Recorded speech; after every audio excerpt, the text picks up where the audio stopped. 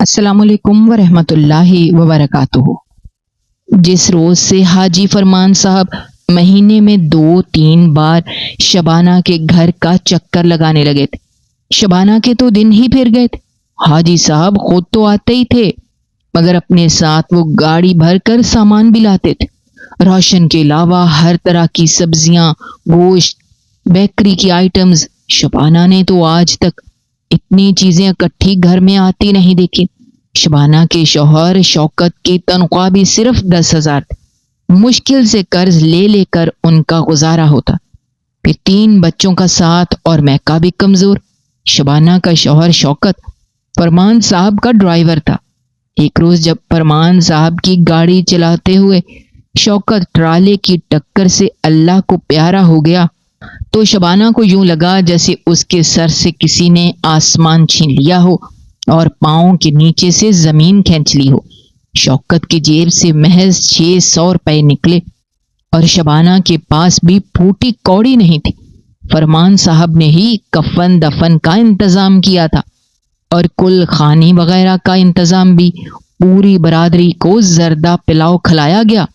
چند دن بعد جب شبانہ کے گھر سے عزیز و اقارب اور برادری کا ہجوم چھٹ گیا اور اس دوران ہر کوئی خالی تسلی اور جھوٹا دلاسا دے کر اپنے اپنے گھروں کو لوٹ گیا، تو شبانہ اپنے واحد کمرے میں بچوں کو سینے سے لگا کر پوٹ پوٹ کر رو رہی تھی، کیونکہ آگے کی آنے والی زندگی شبانہ اور اس کے بچوں کے لیے پہلے سے بھی کہیں زیادہ سخت امتحان تھی۔ بچوں کی فیسیں دینی تھی، گھر بھی کرائے کا تھا۔ شبانہ کو بالکل بھی سمجھ نہیں آ رہی تھی کہ وہ کیا کرے، لہذا جب اسے کوئی راستہ نظر نہ آیا تو وہ نوکری کی تلاش میں در در کی ٹھوکریں کھانے لگی۔ مگر اس کی گود میں چھوٹی سی بچی تھی اور اس بچی کی وجہ سے کوئی شبانہ کو نوکری پر بھی نہیں رکھ رہا تھا۔ لہذا پھر اس نے سوچا کیوں نہ مجبوری کے تحت میں اپنے 10 سال کے بیٹے رضوان کو ہی کہیں نوکری پر لگوا دوں۔ ایک دن شبانہ نے محلے کے کسی آدمی کے ساتھ رضوان کو ورکشاپ پر بھیجا اور پھر جب محنت مشقت کر کے رات کو چاند سا بیٹا کالا کلوٹا ہو کر گھر لوٹا تو ماں کا سینہ پھٹنے کو آ گیا تھا۔ ماں نے جلدی سے اسے نہلا دھلا کر کپڑے پہنائے، ماتھے پر بوسہ دیا تو بیٹے نے جیب سے 250 روپے نکال کر ماں کو تھمائے تو شبانہ کا کچھ دیر پہلے خود سے کیا ہوا عہد ٹوٹ کر بکھر گیا کہ آئندہ رضوان کو گاڑیوں کی ورکشاپ پر کام کرنے کے لیے نہیں بھیجوں گی۔ لہذا رضوان تھوڑا بہت کام کرنے لگا تھا، مگر گزر بسر پھر بھی مشکل تھی۔ اس کی تھوڑی بہت آمدنی سے چھوٹی بچی کا دودھ ہی پورا ہوتا تھا یا پھر ایک ٹائم کی روٹی۔ ایک دن فرمان صاحب نے رضوان کو ورکشاپ پر دیکھا تو فوراً اسے پہچان لیا۔ فرمان صاحب نے جب بچے سے حال احوال معلوم کیا تو بچے نے بتایا کہ اسکول چھوڑ کر ادھر کام کرتا ہوں۔ تو فرمان صاحب کو بہت دکھ ہوا، کیونکہ شوکت اس کے سامنے اکثر کہا کرتا تھا کہ صاحب جی میرا ایک ہی بیٹا ہے جس کا نام رضوان ہے، اور وہ ہے بھی بالکل چاند جیسا، چاہے مجھے بھوکا کیوں نہ رہنا پڑے، میں تو ہر حال میں اسے لہذا فرمان صاحب نے رضوان کو اپنا وزٹنگ کارڈ دیا اور کل آ کر کارڈ والی ڈریس پر ملنے کو بولا۔ رضوان کارڈ لے کر گھر آیا تو شبانہ کو امید لگ گئی کہ شاید فرمان صاحب ان کی کوئی مالی مدد کریں گے، کیونکہ شوکت فرمان صاحب کی سخاوت اور دریا دلی کے بہت قصے سنایا کرتا تھا۔ ویسے تو شوکت کی وفات پر بھی انہوں نے 35,000 روپے دیے تھے، مگر شبانہ نے اسے اپنا قرض ادا کر دیا تھا۔ عدت گزر چکی تھی۔ شبانہ خود رضوان کے ساتھ فرمان صاحب کے پاس آ گئی۔ فرمان صاحب شہر کی ایک نامی گرامی کاروباری شخصیت، عزت دولت اور شہرت انہیں وراثت میں ملی تھی۔ 5 جوان بچوں کے باپ اور نماز روزہ زکوٰۃ کے پابند درویش درد مند انسان تھے۔ نہ جانے کتنے یتیم خاندان ان کے زیر کفالت تھے۔ شوکت ان کے پاس 8 سال تک کام کرتا رہا تھا۔ انہیں اس کی تابعداری بہت پسند تھی۔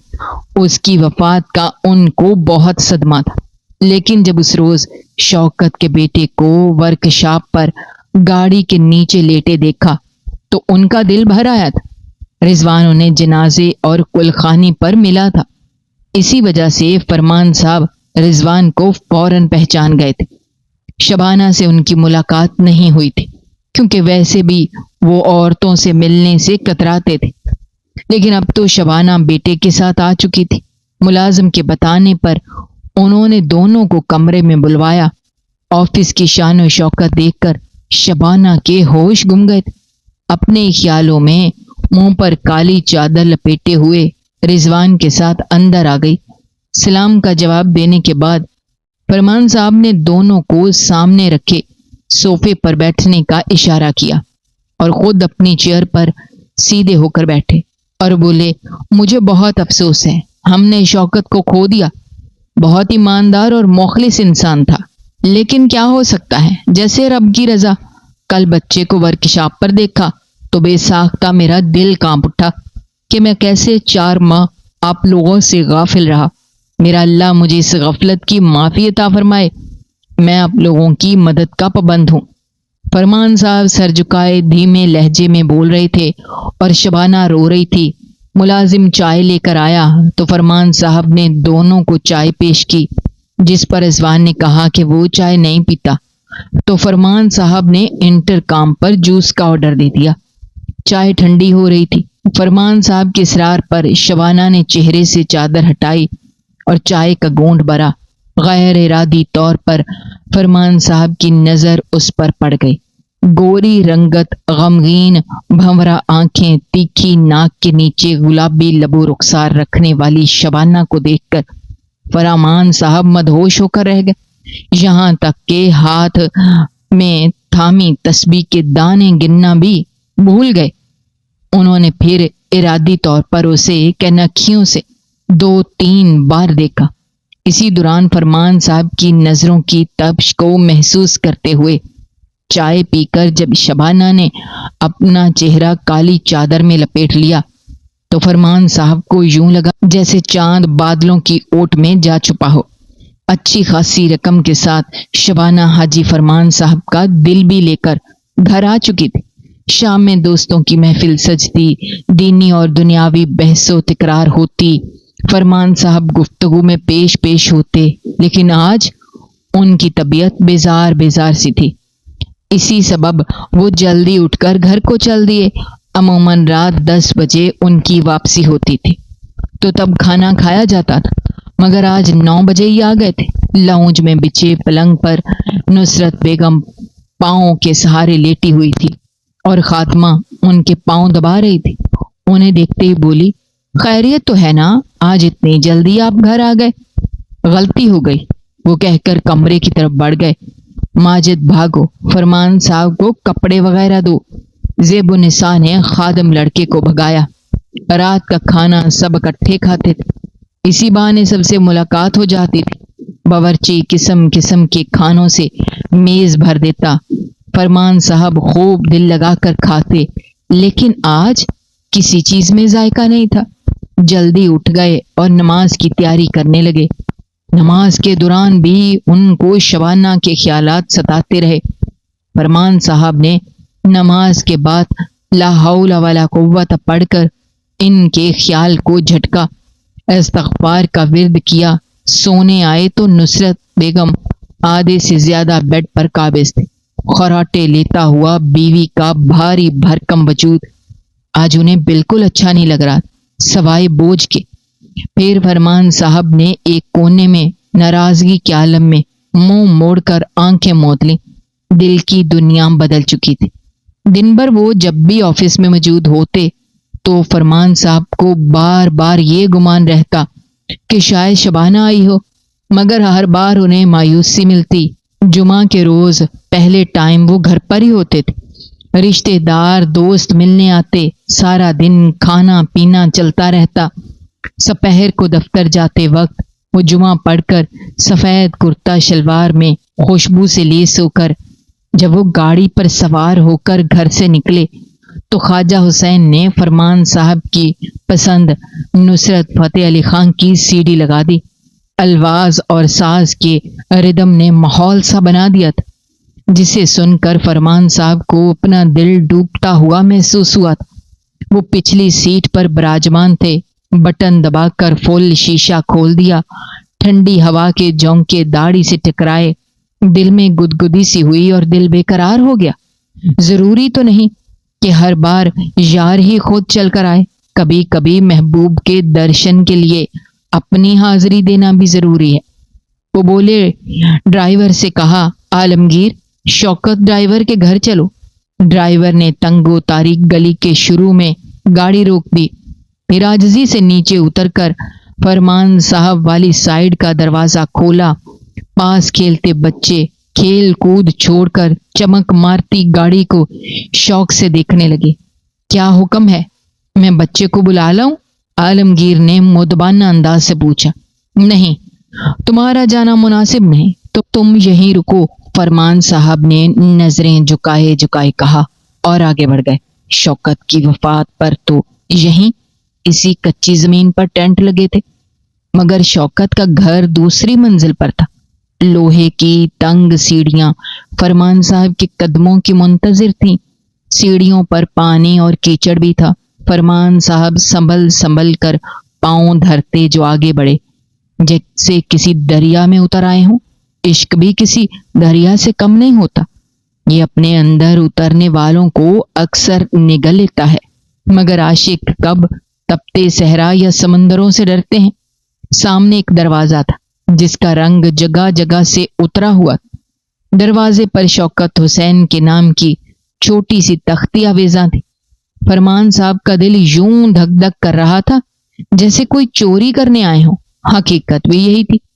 فرمان صاحب نے ہوش سنبھالا تو والد صاحب نے 2 اور 2 4 کے چکر میں ڈال دیا۔ کاروبار میں پھنس کر جوانی کہیں راہ میں ٹھہری رہ گئی۔ ماموں کی بیٹی نصرت بیگم سے عمر کے 23ویں سال میں بیاہ کر دیا گیا۔ وہ بھی کاروباری باپ کی بیٹی تھی، فرمان صاحب سے زیادہ پیسے کا حساب رکھنے والی۔ اوپر نیچے کے 5 بچے ہوئے۔ جب طلب ہوتی تو وہ میسر نہ ہوتی۔ ساری زندگی خواہشات کی قربانی میں گزر گئی۔ دل موج مستی کو چاہتا تو اللہ کے خوف، خاندانی شرافت اور حسب و نسب آڑے آ جاتا۔ الحاج اکرم کا بیٹا بھلا عورتوں کو تاڑتا ہوا اچھا لگتا ہے، لیکن دل کے کسی کونے میں ایک خواہش کا مدھم سا دیا ضرور جلتا رہتا تھا۔ کسی پیار بھرے نازک لمس کی حسرت باقی تھی، اور اس دن شبانہ کو دیکھ کر انہیں یوں لگا کہ ہاں، تم ہی تھی جس کے لیے میری خواہشات کا دیا آج تک سلگتا رہا۔ مگر شبانہ کہاں تھی تم؟ دروازے پر گھنٹی تو نہیں تھی۔ مجبوراً دروازہ بجانا پڑا۔ 1 دستک، 2 دستک کے بعد آواز آئی، آ جاؤ رضوان، دروازہ کھلا ہے۔ وہ کچھ دیر سوچتے رہے، پھر زور لگا کر دروازہ کھولا۔ دروازہ ہلکی چیخ کے ساتھ یوں کھلا جیسے انجان مہمان کے آنے پر احتجاج کر رہا ہو۔ فرمان صاحب نے دروازے کے سامنے لٹکا ہلکا سا پردہ ہٹایا تو سامنے ہی شبانہ شلوار ٹخنوں سے اوپر کیے دوپٹے سے بے نیاز جھاڑو پکڑ کر فرش دھو رہی تھی۔ پاس ہی لوہے کی بالٹی رکھی تھی۔ آ بھی جاؤ رضوان، گھنٹے لگا دیتے ہو، وہ سر جھکائے ہوئے اپنی دھن میں بولی۔ فرمان صاحب نے گلا کھنکار کر صاف کیا تو شبانہ حیرت سے آنے والے کو پاؤں سے لے کر سر تک دیکھنے لگی۔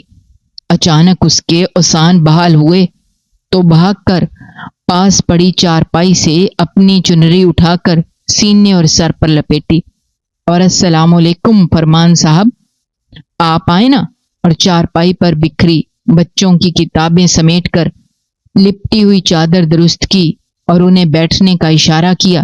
فرمان صاحب دھیرے دھیرے آگے بڑھے، چارپائی کے کنارے پر بیٹھ گئے۔ اتنی دیر میں رضوان بھی پانی سے بھرا ہوا ڈول اٹھائے بھیگی چپلوں سے چلتا ہوا آ گیا۔ فرمان صاحب کو بیٹھا دیکھ کر ایک پل کے لیے ٹھٹک سا گیا۔ فرمان صاحب نے اسے پیار سے پاس بلایا، کچھ دیر اس سے باتیں کرتے رہے۔ اتنے میں شوکت کی لاڈلی بیٹی عائشہ بھی ان کے پاس آ گئی۔ شبانہ نے اشارے سے رضوان کو بلایا اور گلی کی نکڑ کی دکان سے رضوان کو بسکٹ لانے کے لیے دوڑایا۔ خود اپنا لباس درست کر کے پاس رکھے اسٹول پر آ بیٹھی۔ رضوان بتا رہا ہے کہ اس کا ایڈمیشن نہیں ہوا اسکول میں۔ فرمان صاحب نے سوال کیا۔ جی وہ کہتے ہیں غیر حاضری زیادہ ہو گئی ہے، اب بچہ نہیں چل سکتا، اب اگلے سال داخل کروانا یا ایک جماعت پیچھے بٹھائیں۔ وہ ادب سے نظریں جھکائے بولی، اس طرح تو اس کا ایک سال ضائع ہو جائے گا۔ وہ بولی جی جی یہی تو دکھ ہے۔ وہ جلدی سے بولی، اب بھلا شبانہ کو کوئی دکھ ہو اور فرمان صاحب چین سے بیٹھ جائیں، کیسے ممکن تھا؟ فوراً موبائل نکالا اور کسی سے بات کرنے لگے۔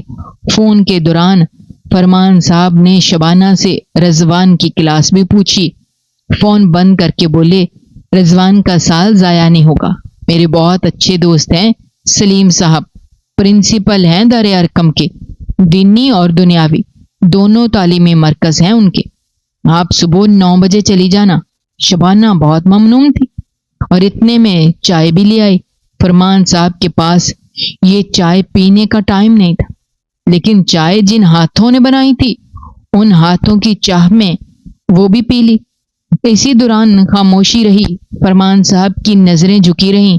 شبانہ کے گورے چٹے پاؤں جو کالی چپلوں میں اور بھی سفید اور گلابی لگ رہے تھے، ان میں فرمان صاحب کی نظریں الجھی رہیں۔ اٹھنے لگے تو وہ شبانہ کو اگلے دن پرنسپل سلیم صاحب کے پاس جانے کی تاکید کرتے ہوئے انہیں خیال آیا کہ کہیں شبانہ سلیم کے پاس جائے تو کہیں سلیم کا دل بھی۔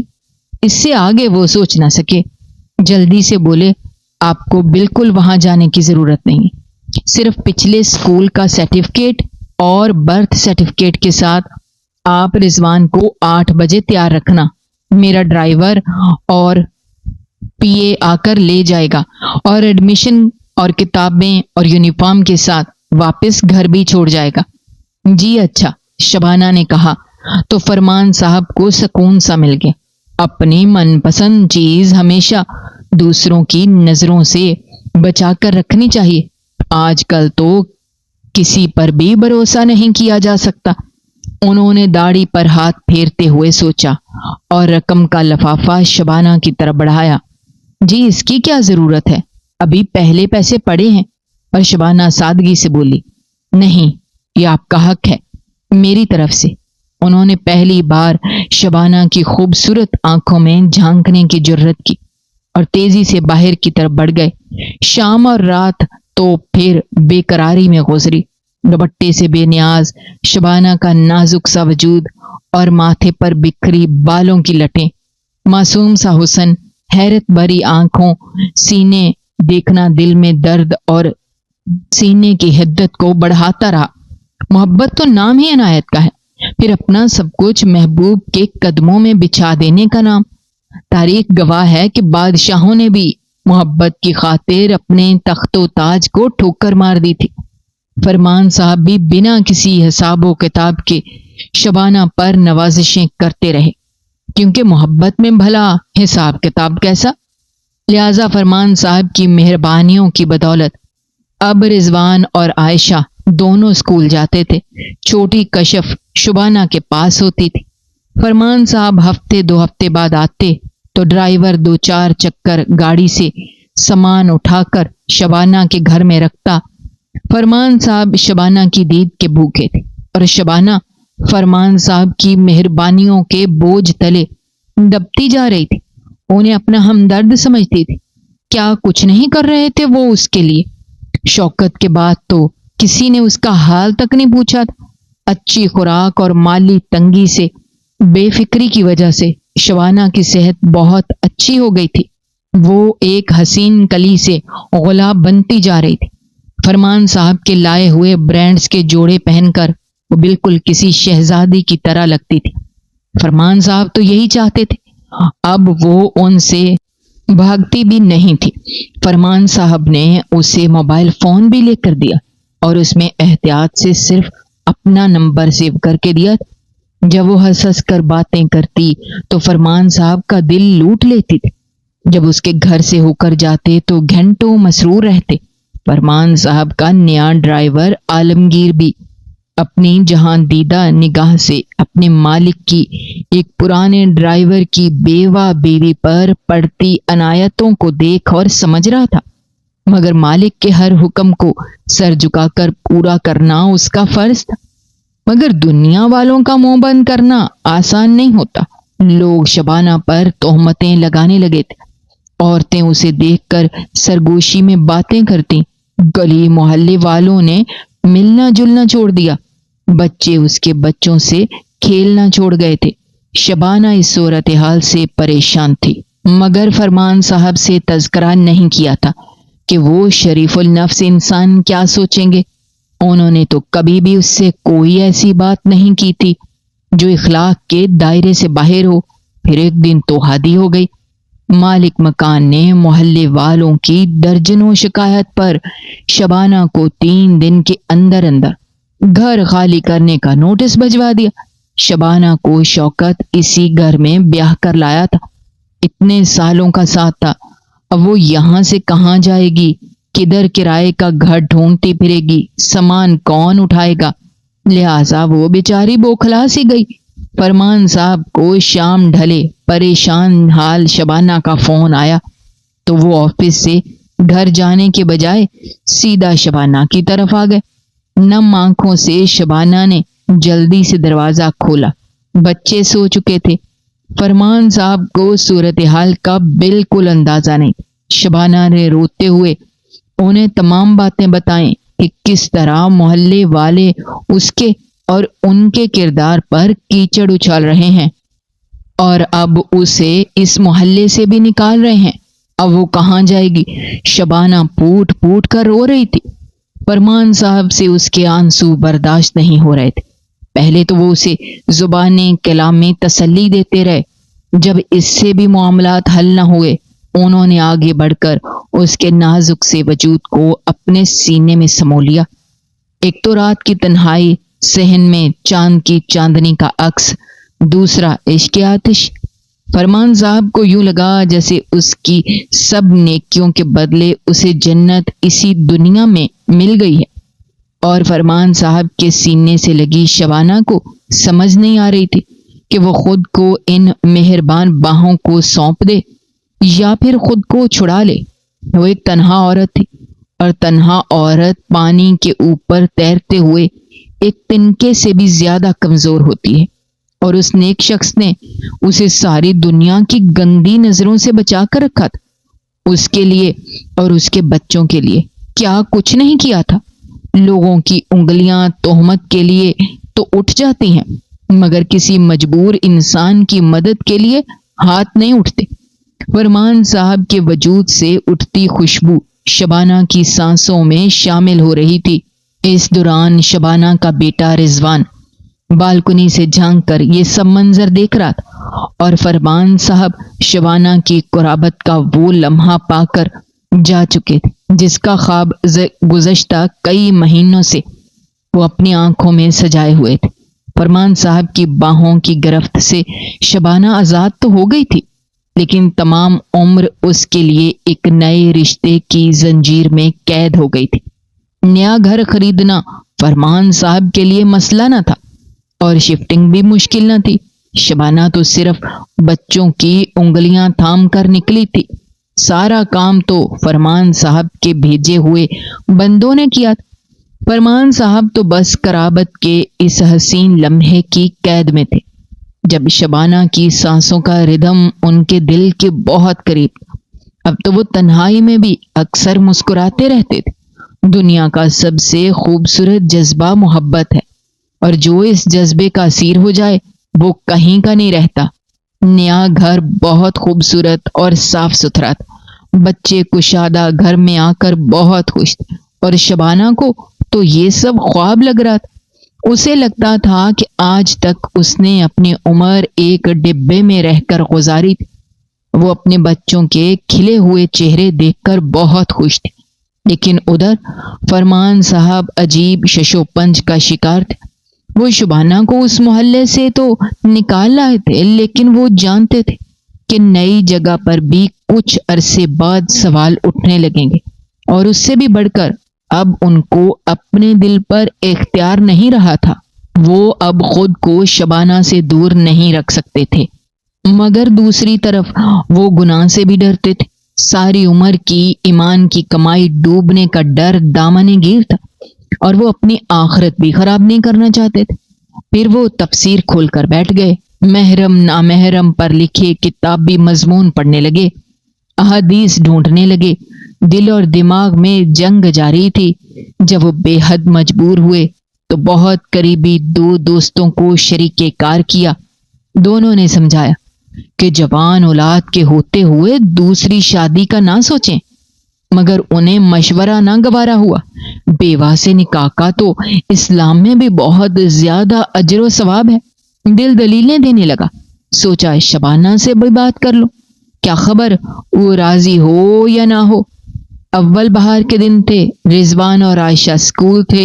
फरमान साहब की आमद पर अब शबाना शर्माई और सिमटी सिमटी रहती थी।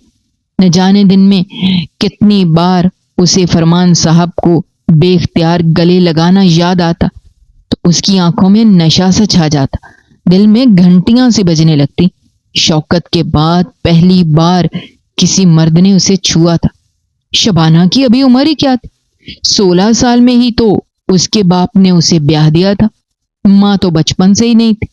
शबाना की शादी के बाद अब्बा ने भी अपना घर बसा लिया और अपनी महबूब बीवी का ही होकर रह गया। शबाना के जज्बात भी फिर से जाग उठे थे। वो सारी सारी रात फरमान साहब की उस खुशबू को अपने इर्द गिर्द महसूस करती रहती थी जो उस दिन उसने सोची भी ना थी। जब फरमान साहब ने उसका हाथ थामकर हमेशा के लिए हाथ मांगा था, फरमान साहब चाहते तो उसकी मजबूरी का बिना निकाह किए भी फायदा उठा सकते थे, मगर शबाना के लिए तो ये फरमान साहब का बड़ापन था। उनके सवाल पर शबाना ने शर्मा कर दोनों हाथों से अपना चेहरा छुपा लिया और फरमान साहब उसकी इस अदा पर मर मिटे थे। कोर्ट मैरिज का वाहद गवाह आलमगीर ही था जिसके साथ शबाना और फरमान साहब गए थे। इजाबो कबूल के बाद सारी कार्रवाई मुकम्मल करवाकर जब दोनों वापस लौटे तो दिल की दुनिया ही बदल चुकी थी। गाड़ी में फरमान साहब के कंधे से कंधा मिलाकर बैठी शबाना खुद को दुनिया की सबसे खुशकिस्मत औरत समझ रही थी। कहाँ फरमान साहब जैसी मोतबर शख्सियत और कहाँ ये गरीब बेबस लाचार 3 बच्चों की माँ और बेवा औरत शबाना। अब शबाना फरमान हो चुकी थी। वो अपनी किस्मत पर जितना भी रश्क करती कम था। उधर फरमान साहब की कैफियत भी मुख्तलिफ न थी। उन्हें देखकर यूं लगता था जैसे वो अभी जवानी के घोड़े पर सवार हुए हैं। उन्हें शबाना को प्यार देना भी आता था और लेना भी। वो जितना ज्यादा शबाना के वजूद से सिराब होते, तिश्नगी और भी बढ़ जाती। शबाना के वजूद में अजीब कशिश, जादू और अनोखा सरूर था। फरमान साहब की ख्वाब दीदा हसरत अंगड़ाइयां लेकर जाग उठी थी। अब फरमान साहब रात देर से आने के बजाय घर लौटते और सुबह दोबारा हुस्न के बाजार पर हाजिरी लगाते। रिजवान और आयशा दिन में स्कूल होते, रात में शबाना उन्हें जल्दी सुला देती। फरमान साहब ने शादी के तोहफे में कीमती जेवरात और तोहफे के साथ साथ शबाना से सिर्फ एक वादा मांगा था कि वो तमाम उम्र इस निकाह के भेद को नहीं खोलेगी। और शबाना ने फरमान साहब के सर पर हाथ रख कर कसम उठाई थी कि वो उनकी इज्जत, वकार और मुकाम का हर सूरत ख्याल रखेगी। उधर नुसरत बेगम के सीने पर नाग डंग मारने लगे थे। औरत अपने शौहर की चाल ढाल से उसके दिल का अहवाल जान लेती है। फरमान साहब कब वो पहले वाले फरमान साहब रहे थे। रात के खाने पर ना पहुंचते, सुबह उन्हें घर से जाने की जल्दी होती, घर के किसी मामले में उन्हें दिलचस्पी ना होती, न ही दिल से गुफ्तगू करते। नुसरत बेगम के साथ फरमान साहब का इतने बरसों का साथ था, भला वो कैसे न चौंकती। मगर उनकी रिसाई घर से बाहर नहीं थी। अब बेटों को किस मुंह से कहती कि बाप पर नजर रखो। अंदर ही अंदर घुलने लगी। शुगर बढ़ गई, ब्लड प्रेशर हाई रहने लगा। बीमार बीवी से शौहर बहुत जल्द उकता जाता है। اور پھر فرمان صاحب کی زندگی میں تو ایک جوان اور پری نما بیوی آ چکی تھی جو انہیں ٹوٹ کر چاہتی تھی۔ شبانہ نے عشق کا مفہوم پہلی بار جانا تھا۔ پہلے تو اس کا اور شوکت کا ساتھ روٹی پانی، رونے دھونے اور لڑائی جھگڑے تک ہی محدود تھا، اور اب وہ جس طرح فرمان صاحب سے اپنا والہانہ پن کا اظہار کرتی تو وہ بھی اس کے گرویدہ ہو جاتے۔ مرد عورت کے صرف پیار کا ہی تو بھوکا ہوتا ہے۔ وہ دونوں عشق کی سرمستی میں مدہوش تھے۔ ادھر آگ صرف نصرت بیگم کے سینے میں نہیں دہک رہی تھی، بلکہ عالمگیر کے گھر میں بھی بھانبڑ چل رہے تھے۔ فرمان صاحب رات 1 بجے تک شبانہ کے گھر رکتے تو عالمگیر بیچارہ گاڑی میں بیٹھا ان کی واپسی کا انتظار کرتا رہتا۔ صبح پھر سے جب فرمان صاحب کا حکم ہوتا تو 9 بجے انہیں لینے آ جاتا۔ غریب آدمی تھا، نوکری نہیں چھوڑ سکتا تھا۔ اس کے علاوہ بھی فرمان صاحب اس کی مٹھی گرم کرتے رہتے تھے، مگر اس کی بیوی یہ بات نہیں سمجھتی تھی۔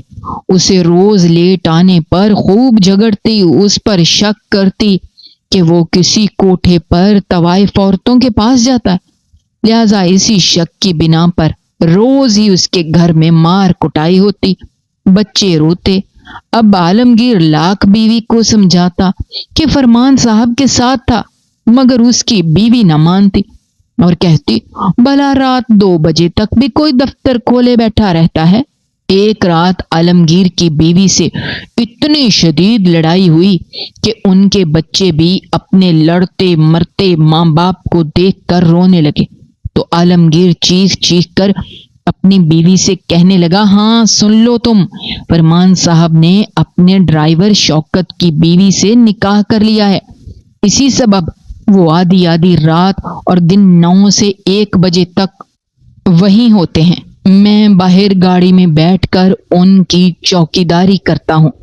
آگے تم خود ہی سمجھ جاؤ، میں غریب کیا کروں، ڈرائیور ہوں ان کا۔ اگر میں یہ نوکری چھوڑ دوں گا تو تم لوگ بھوکے مر جاؤ گے۔ عالمگیر چیخ رہا تھا اور اس کی بیوی راشدہ بیگم حیران پریشان رونا دھونا بھول کر شوہر کو دیکھ رہی تھی۔ منہ سے نکلی بات کیسے واپس آ سکتی تھی؟ عالمگیر کو دکھ تھا کہ اس نے فرمان صاحب کو کیوں سب کے سامنے رسوا کر دیا، حالانکہ نکاح کوئی رسوائی تو نہیں تھی۔ پھر یوں ہی دن مہینوں اور مہینے سالوں میں بدلنے لگے۔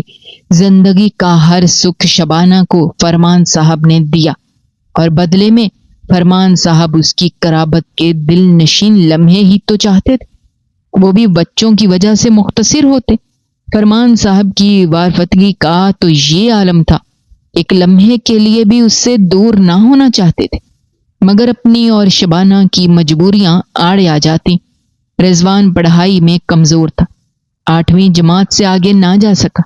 فرمان صاحب نے اسے اپنی فیکٹری میں لگا دیا کہ کام سیکھ لے، تو پھر اسے پروپرائٹر بنا کر رکھ دوں گا۔ اسی فیکٹری میں پہلے سے عالمگیر کا بڑا بیٹا اسامہ بھی کام کرتا تھا۔ رضوان مرضی سے کام پر آتا جاتا، اسے پیسے بھی زیادہ ملتے، کھانا بھی الگ سے اچھا دیا جاتا۔ وہ فرمان صاحب کا منظور نظر تھا۔ اسامہ رضوان سے بہت جلتا اور اس سے خار کھاتا تھا۔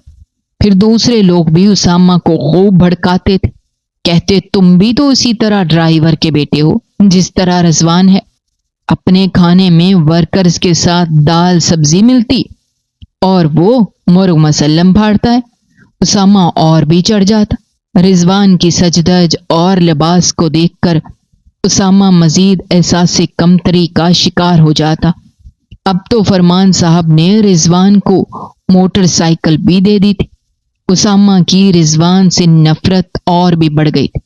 ایک دن کسی معمولی سی تکرار پر اسامہ نے رضوان کو سب ورکرز کے سامنے زوردار تھپڑ مار دیا۔ بات مینیجر سے فرمان صاحب تک پہنچی، سب الزام اسامہ کے سر دے رہے تھے۔ فرمان صاحب نے مینیجر کو کہا کہ اسامہ کا حساب کر کے اسے فارغ کر دو۔ مینیجر نے جب اسامہ کی چھٹی کی تو اسے اور بھی الجھ پڑا۔ مینیجر نے کہا فرمان صاحب کا حکم ہے۔ جوان خون تھا، فرمان صاحب کے پاس جا پہنچا۔ فرمان صاحب بزنس میٹنگ میں مصروف تھے۔ گارڈز کو چکمہ دے کر فرمان صاحب نے بلایا ہے کہہ کر اسامہ میٹنگ روم میں پہنچ گیا اور چلانے لگا، رضوان آپ کا منظور نظر کا بیٹا ہے، اسی لیے آپ نے مجھے نکال باہر پھینکا ہے۔ فرمان صاحب کے لیے یہ ساری سچویشن بہت عجیب و غریب تھی۔ گارڈ اسامہ کو پکڑ کر لے جانے لگے تو تب بھی وہ بہت زور سے چلا رہا۔ رضوان کے ساتھ ساتھ سب فیکٹری ورکرز بھی ان کی باتیں سن رہے تھے۔ رضوان کو کھڑا دیکھ کر وہ اور بھی زیادہ چیخنے لگا، تیری ماں کا قسم ہے فرمان صاحب، اسی لیے اسے تمہارے تھپڑ کی بہت تکلیف ہوئی ہے، اور جو تمہیں موٹر سائیکل لے کر دی ہے نا، وہ بھی تمہاری ماں کی قیمت ہے۔ میں بھی ان کے ڈرائیور کا بیٹا ہوں، مجھ سے ایسی ہمدردی کیوں نہیں جتاتا وہ؟ میرا باپ تمہارے گھر کے باہر کھڑا ہو کر 24 گھنٹے ڈیوٹیاں دیتا ہے، پھر بھی یہ نام کے حاجی آج مجھے نکال رہے ہیں۔ اس رات ماں باپ کی لڑائی کے بعد اسامہ نے فرمان صاحب سے شبانہ کے نکاح کی بات سن لی تھی، اور اس دن سے اس کے دل و دماغ میں یہ بات بس گئی تھی، اور آج وہ زہر اگل رہا تھا۔ اسامہ تو چلا گیا، مگر رضوان سمیت بہت سے ذہنوں میں کئی سوالات چھوڑ گیا۔ فرمان صاحب بھی اکیلے کمرے میں سر تھامے بیٹھے ہوئے تھے۔ برسوں کی بنائی ہوئی عزت سرے راہ نیلام ہو گئی تھی۔ آج رضوان جب گھر پہنچا تو اس کا دماغ الجھا ہوا تھا۔ وہ جاتے ہی اپنے کمرے میں بند ہو گیا۔ اسے سب کے سامنے اپنی سبکی کا بھی غم تھا اور تھپڑ کا بھی۔ اگر شاید وہ اس تھپڑ کو بھی بلا دیتا، مگر جو الزام اس کی ماں کے سر پر اسامہ نے لگائے تھے، انہوں نے اسے ساری رات چین سے سونے نہیں دیا تھا۔ فرمان صاحب نے شبانہ کو اس فیکٹری میں ہونے والے اس واقعے کا بتانا مناسب نہ سمجھا تھا کہ وہ بھی پریشان ہوگی، اور اس کی پریشانی ان سے دیکھی نہ جاتی تھی۔ ادھر رضوان عجیب کشمکش کا شکار تھا۔ کیا اسامہ سچ بول رہا تھا؟ وہ گزرے ہوئے وقت پر غور کرنے لگا۔ ہر طرف فرمان صاحب کا ہی عکس تھا۔ وہ آتے تھے، وہی سامان بھجواتے تھے، گھر کا خرچہ اٹھاتے تھے، اسکول کے فیصلے، اور جس گھر میں وہ لوگ رہتے تھے وہ بھی تو فرمان صاحب کا ہی دیا ہوا تھا۔ جو لباس اس نے پہنا ہوا تھا وہ بھی انہیں کا دیا ہوا تھا، اور یہ بائک بھی۔ وہ کافی دیر سوچتا رہا اور پھر چونک اٹھا، تو کیا اس کا مطلب ہے میری ماں اور حاجی؟ وہ اس سے زیادہ کچھ نہ سوچ سکا۔ اگلی صبح وہ خاموشی سے ناشتہ کیے بنا ہی فیکٹری چلا گیا، مگر گیٹ پر پہنچ کر وہ اندر جانے کی ہمت نہ کر پایا کہ آج لوگ اس پر تانے بازی اور سرگوشیاں کریں گے۔ وہ کافی دیر تک وہاں کھڑا رہا، پھر موٹر بائک بھگاتا ہوا گھر کی طرف چل دیا۔ اسے دور سے فرمان صاحب کی گاڑی اپنے گھر سے باہر کھڑی نظر آ گئی تھی۔ فرمان صاحب نے عالمگیر کی جگہ ڈرائیور بدل دیا تھا۔ عالمگیر کو غم نوکری کے جانے کا نہیں، بلکہ اپنے اعتماد کے ضائع ہونے کا تھا۔ اسی غم سے وہ چارپائی پر پڑ گیا تھا۔ اب رضوان اپنا زیادہ وقت گھر سے باہر گزارتا تھا۔ فیکٹری تو وہ دوبارہ گیا ہی نہیں تھا۔ خطرات محسوس کرتے ہوئے فرمان صاحب نے شبانہ کو کہا کہ وہ رضوان کو سمجھائے کہ وہ آوارہ گردی کے بجائے کام پر آئے، دوبارہ پڑھائی شروع کر دے۔ شبانہ بھی رضوان کے رویے سے پریشان تھی، مگر اسے یہ خبر نہ تھی کہ رضوان کے اندر کون سا لاوا ابل رہا ہے۔ وہ اس کے کمرے میں گئی۔ وہ بیڈ پر پڑا چھت کو گھورے جا رہا تھا۔ وہ اس کے سرہانے بیٹھ گئی۔ اس نے چونک کر ماں کو دیکھا۔ وہ دھیرے سے اسے کہنے لگی کہ وہ فیکٹری جایا کرے اور کام میں دل لگائے۔ وہ ماں کی باتیں خاموشی سے سنتا رہا، پھر ایک دم سے اٹھ کر بیٹھ گیا اور کہنے لگا، اگر میں کام پر جانے لگوں گا اور کما کر پیسے لے آؤں گا تو آپ میری قسم کھائیں، کیا آپ فرمان صاحب کو گھر آنے سے منع کر سکتی ہیں؟ پھر آپ ان سے کوئی چیز نہیں لیں گی۔ اور ماں کے ہاتھ تھام کر لجاہت سے کہہ رہا تھا، جبکہ بیٹے کے منہ سے یہ بات سن کر شبانہ کی آنکھوں کی پتلیاں سکڑ گئی تھیں۔ یہ آج رضوان کیا کہہ رہا تھا؟ کیا اس کا بیٹا اتنا بڑا ہو چکا ہے کہ وہ ان دونوں کو سمجھنے لگا ہے؟ شبانہ سے وہاں رکنا مشکل ہو گیا تھا۔ وہ دم بخود ہو کر تیزی سے باہر چلی گئی۔ اس کی سانس تیز تیز چلنے لگی تھی۔ پھر رضوان نے کسی یوٹیلیٹی سٹور پر نوکری کر لی تھی۔ جس دن اسے پہلی تنخواہ ملی، اس نے تنخواہ کے 10,000 ماں کے ہاتھ پر لا رکھے تھے۔ کہنے لگا، میں اوور ٹائم بھی لگاؤں گا، گھر کا تمام خرچے کا بوجھ بھی اٹھاؤں گا۔ اب آپ نے فرمان صاحب سے کچھ نہیں لینا۔ جبکہ شبانہ ان پیسوں کو ہاتھ میں پکڑے سکتے کی حالت میں بیٹھی رہ گئی تھی۔ وہ بولی کہ رضوان بیٹا، تم کیسے بھول گئے ہو؟ فرمان صاحب ہمارے بہت بڑے محسن ہیں، ان کے ہم پر بے پناہ احسانات ہیں۔ جب تمہارے ابو کا انتقال ہوا تھا، تم جانتے ہو، صرف یہی ایک شخص ہمارے ساتھ کھڑا تھا۔ شبانہ دلائل سے بیٹے کو سمجھا رہی تھی، مگر جہاں بات عزت اور غیرت کی ہو، وہاں سب دلائل ہار جاتے ہیں۔ شبانہ فرمان صاحب کو چاہ کر بھی اب اپنی زندگی سے نہیں نکال سکتی تھی، اور رضوان یہ بات سمجھنے کو تیار نہیں تھا۔ اب شبانہ فرمان صاحب کو صرف اسی وقت بلاتی تھی جب رضوان ڈیوٹی پر ہوتا تھا۔ پھر بھی گھر آ کر رضوان اسی کھوج میں رہتا کہ کہیں اس کی غیر موجودگی میں فرمان صاحب تو نہیں آئے تھے۔ اسے اب اپنی دونوں بہنوں کی فکر بھی رہنے لگی تھی کہ اگر وہ بھی ماں کے نقش قدم پر چلنے لگی تو پھر کیا ہوگا۔ وہ گھبرا اٹھا۔ اب وہ چھپ کر سگریٹ بھی پینے لگا۔ اندر کا ابال وہ دھوئیں میں نکالنا چاہتا تھا۔ فرمان صاحب دن بدن بدلتی صورتحال سے دل گرفتہ ہو چکے۔ رضوان ان دونوں سے متنفر ہو چکا تھا۔ ایک دو بار وہ فرمان صاحب کے سامنے ہونے پر بھی ان کے پاس سے سینہ اکڑا کر اجنبیوں کی طرح گزر گیا، لیکن اس مسئلے کا کوئی حل نہیں تھا۔ گھر میں پھیلا تناؤ بڑھتا جا رہا تھا۔ رضوان روز گھر میں آ کر شور مچانے لگا تھا۔ کبھی ماں کو کہتا یہ شہر چھوڑ دیتے ہیں، کبھی کہتا میں خودکشی کر لوں گا۔ شبانہ بہت روتی اور سوچتی کہ ہم دونوں نے کوئی گناہ تو نہیں کیا۔ وہ فرمان صاحب کی منکوہا ہے۔ ویسے بالفرض اگر ماں بری بھی ہو اور پھر بھی اولاد اسے برا کہے یا برا سمجھے تو ماں کا سینہ پھٹ جاتا ہے۔ فرمان صاحب نے رضوان کا دبئی کا ویزا لگوا دیا تھا۔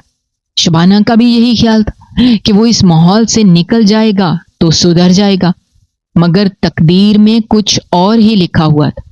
جب ویزے کے بارے میں شبانہ نے رضوان کو بتایا تو وہ بپھر کر آگ بگولا ہو گیا اور گالی گلوچ پر اتر آیا اور کہنے لگا، کیا آپ مجھے دور بھجوا کر گلچھڑے اڑانا چاہتی ہیں اس حاجی کے ساتھ؟ اب شبانہ کے بھی صبر کی انتہا ہو چکی تھی۔ وہ بھی جواب دینے لگی تھی، بیٹا گن تمہارے ذہن میں بھرا ہوا ہے، اور یہ جن لوگوں نے بھرا ہے میں خوب جانتی ہوں۔ میں فرمان صاحب کی بیوی ہوں، نکاح کیا ہوا ہے میں نے ان سے، اس سے کوئی گناہ نہیں کیا۔ شبانہ چلا رہی تھی اور رضوان کا خون کھولنے لگا تھا۔ وہ چیخ کر بولا، آپ نے میرے باپ کی جگہ فرمان صاحب کو دے دی۔ رضوان تیزی سے اٹھا اور چولہے کے پاس پڑی بڑی ساری لکڑی اٹھا کر شبانہ کی طرف بڑھا اور اس پر پے در پے وار کرنا شروع کر دیے۔ بچیاں اسکول میں تھیں۔ شور کی آواز سن کر محلے والے آئے تو رضوان لکڑی پکڑے کھڑا تھا۔ شبانہ آخری سانسیں لے رہی تھی۔ رضوان گرفتار ہو چکا تھا۔ ساری کہانی میڈیا کے ذریعے فرمان صاحب کے گھر بھی پہنچ چکی تھی، لیکن فرمان صاحب کو اب اس بات سے کوئی فرق نہیں پڑتا تھا۔ ان کی زندگی کا سب سے بڑا نقصان شبانہ کی جدائی کی صورت میں ہو چکا تھا۔ محبت کے خسارے سے بڑا خسارہ بھلا کیا ہو سکتا ہے؟ عاشق اپنا سب کچھ نیلام کر کے محبت خرید لیتے ہیں۔ فرمان صاحب نے قبر پر کتبے میں اپنا نام شبانہ کے ساتھ لکھوایا اور زوجہ بھی حاجی فرمان ہی لکھا تھا۔ شبانہ کی دونوں بیٹیاں اب فرمان صاحب کے پاس تھیں۔ جیتے جی تو وہ شبانہ کو اس کا اصل مقام نہ دے سکے، مگر مرنے کے بعد اس کے وجود کو تسلیم کرتے ہوئے بچیوں کو گھر لے گئے اور نصرت بیگم کو بتایا کہ یہ ان کی ہی بچیاں ہیں، انہیں دل سے قبول کرو اور ان کے اپنے بچوں جیسی تربیت کرو۔ فرمان صاحب اب بھی صبح سویرے پھولوں کے ساتھ شبانہ کی قبر پر جاتے ہیں، نم آنکھوں اور دکھی دل کے ساتھ اس سے ڈھیروں باتیں کرتے ہیں اور پھولوں کو قبر پر سجاتے ہیں اور تھکے ہوئے بوجھل قدموں سے واپس لوٹ آتے ہیں۔